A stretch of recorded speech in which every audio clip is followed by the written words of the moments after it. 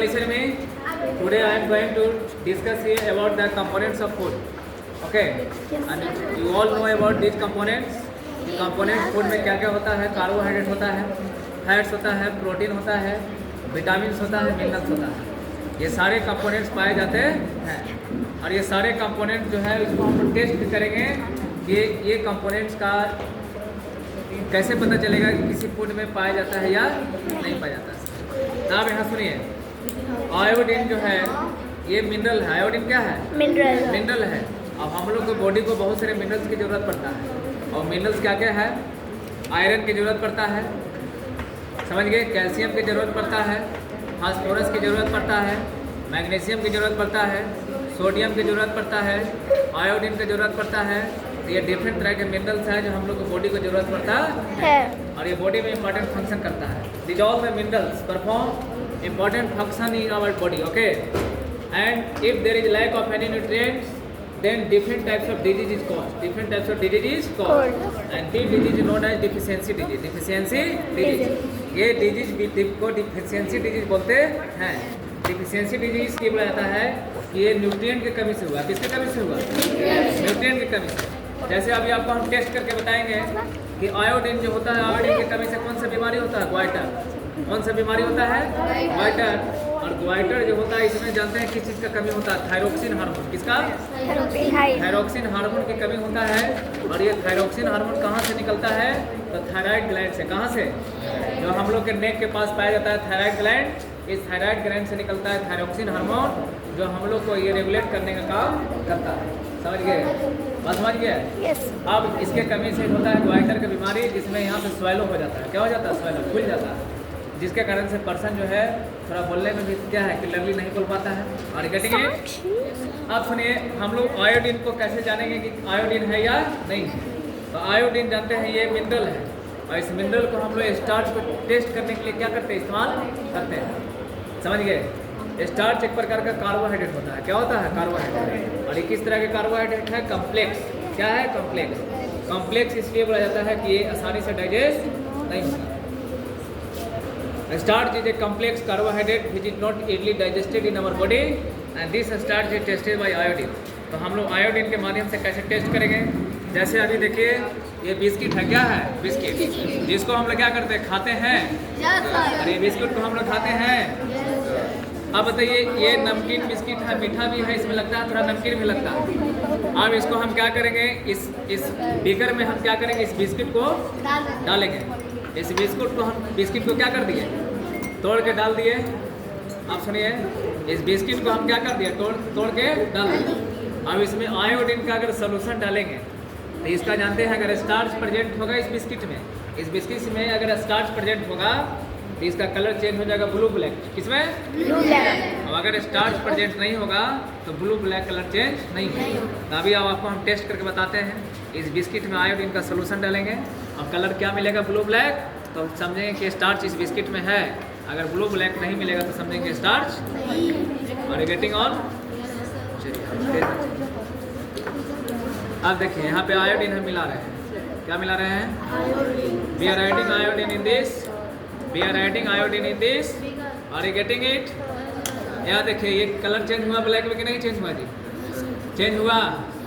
बोलिए, ये ब्लैक में चेंज हुआ, ब्लू ब्लैक में चेंज हुआ। तो ये इस बिस्किट में स्टार्च है। अगर ब्लू ब्लैक में कलर चेंज नहीं होता तो समझते कि स्टार्च नहीं है। तो इस तरीके से आप किसी भी फूड सैंपल को चेक कर सकते हैं। इस तरीके से आप किसी फूड सैंपल को चेक कर सकते हैं तो उसमें स्टार्च है या कोई दिक्कत है किसी को? No sir. ये बात समझ में आ गया? स्टार्च को कैसे चेक करते हैं अब आपको हम समझाते हैं। सुनिए, इस बिस्किट जो है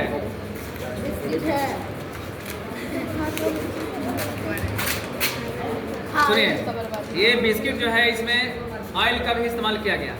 अब आप जानते हैं ऑयल क्या होता है? फैट। क्या होता है? फैट।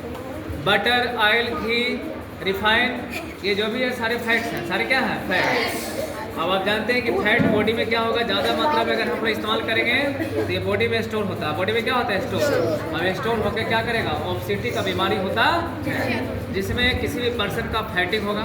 फैटिंग मतलब होता है थकान। फैटिंग मतलब क्या होता है? थकान होना। और उसको लंग्स का भी बीमारी होता है, सांस लेने में दिक्कत होगा, क्योंकि कोलेस्ट्रॉल की मात्रा डिपॉजिट हो जाता है लंग्स में। कोलेस्ट्रॉल की मात्रा क्या होता है? डिपॉजिट। कोलेस्ट्रॉल एक प्रकार का चिपचिपा पदार्थ होता है, जहाँ जाके लंग्स के पोरस को क्या करता है? जाके ढक देता है। बात समझ गए?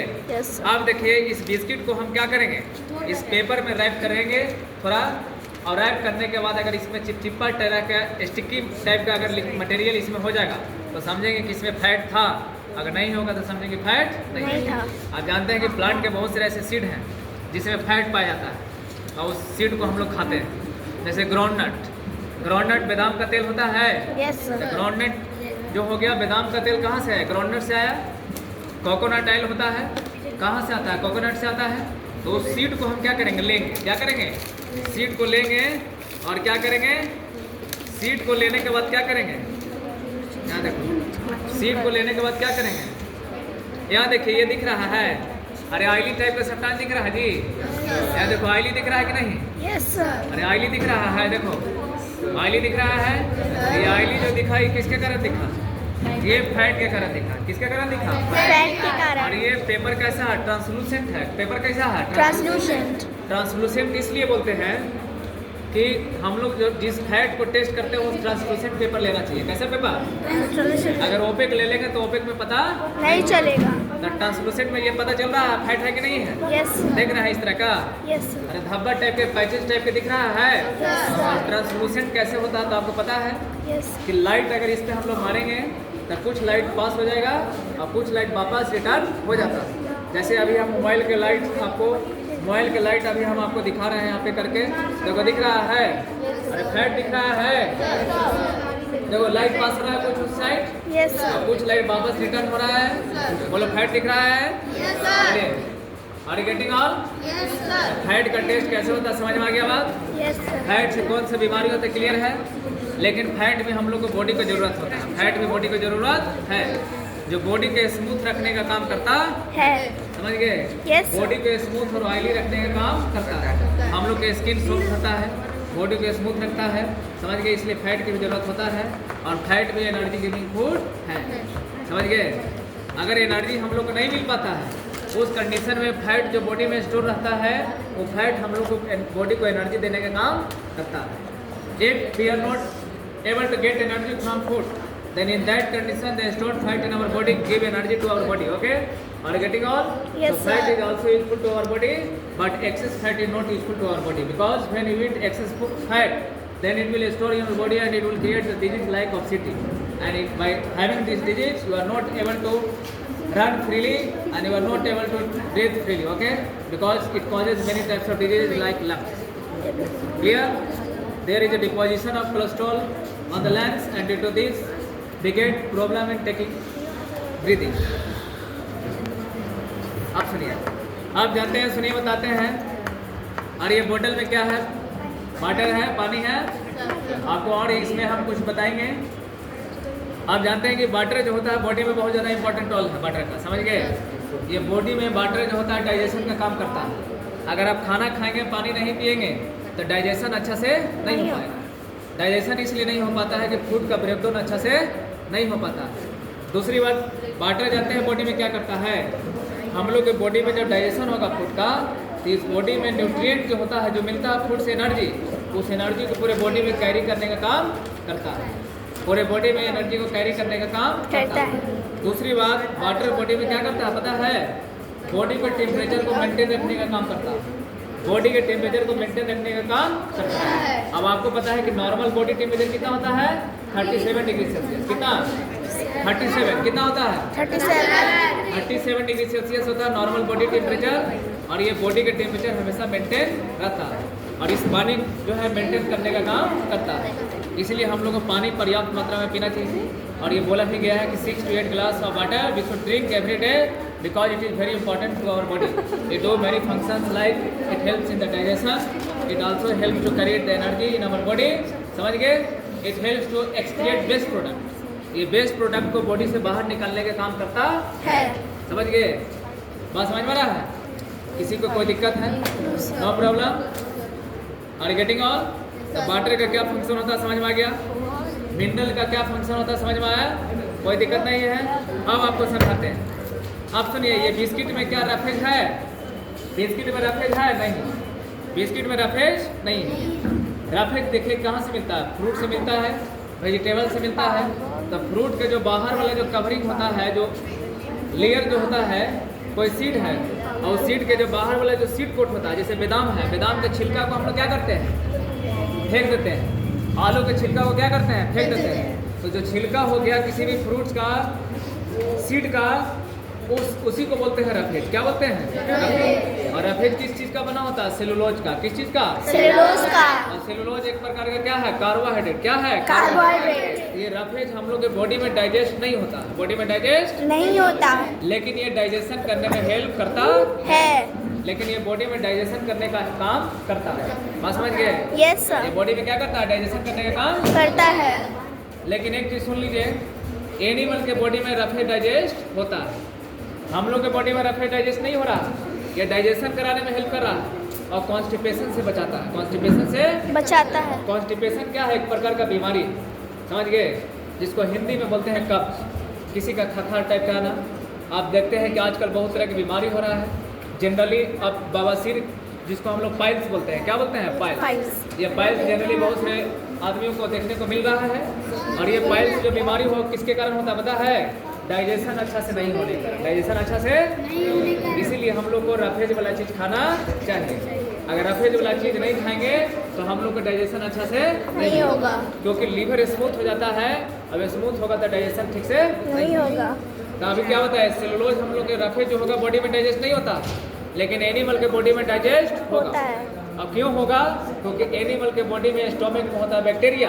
क्या होता है, बैक्टीरिया। और ये बैक्टीरिया एनिमल के लिए होता है यूजफुल। क्या होता है, यूजफुल। और ये बैक्टीरिया एनिमल को क्या करेगा, रफेज को डाइजेस्ट करने का काम करेगा। बोलो कोई दिक्कत है, नो सर, है any problem, no sir, feel here no problem, no sir. किसी को कोई दिक्कत नहीं है। तो एक बार आपको हम समझाते हैं कि कौन कौन बीमारी कौन होता है किस विटामिन की कमी से। विटामिन ए की कमी से होता है नाइट ब्लाइंडनेस। विटामिन ए की कमी से क्या होता है, नाइट ब्लाइंडनेस, जिसको रात में नहीं दिखेगा, रात में नहीं दिखेगा। इसलिए विटामिन ए वाला चीज़ हम लोग को खाना चाहिए, जिससे हम लोग को विजन क्या रहता है, सही रहता है। विटामिन बी के कमी से होता है बेरी बेरी। विटामिन बी के कमी से क्या होता है, बेरी बेरी। विटामिन सी के कमी से क्या होता है, स्कर्वी। विटामिन डी के कमी से क्या होता है, रिकेट। और विटामिन ई के कमी से क्या होता है, स्टेरिलिटी, जिसमें फर्टिलिटी नहीं होगा, अच्छा से फर्टिलिटी नहीं होगा। और विटामिन के की कमी से होता है ब्लड क्लॉटिंग नहीं होना, ब्लड क्लॉटिंग नहीं होना। अगर किसी का ब्लड कट, अगर कोई किसी का बॉडी कट जाएगा, अगर किसी का बॉडी क्या होगा, कट जाएगा, किसी का बॉडी अगर कट जाएगा तो कटने के बाद ब्लीडिंग होता है। तो ब्लीडिंग होगा, अगर यहाँ पे ब्लड क्लॉट नहीं होगा, नहीं जमेगा, तो ब्लड निकलते रहेगा, ब्लड निकलते रहेगा। वो आदमी का क्या होगा, ब्लड ज़्यादा मात्रा में निकलेगा तो मौत होगा कि नहीं होगा। Yes sir. तो ये विटामिन के जो होता है ब्लड क्लॉटिंग करने में हेल्प करता है और ये बहुत ज़्यादा इम्पोर्टेंट है। एक हेमोफीलिया बीमारी होता है, समझ गए, जिसमें ब्लड क्लॉटिंग नहीं होता। समझ में आ रहा है बात, तो आर यू गेटिंग ऑल। तो थैंक्स ऑल ऑफ यू।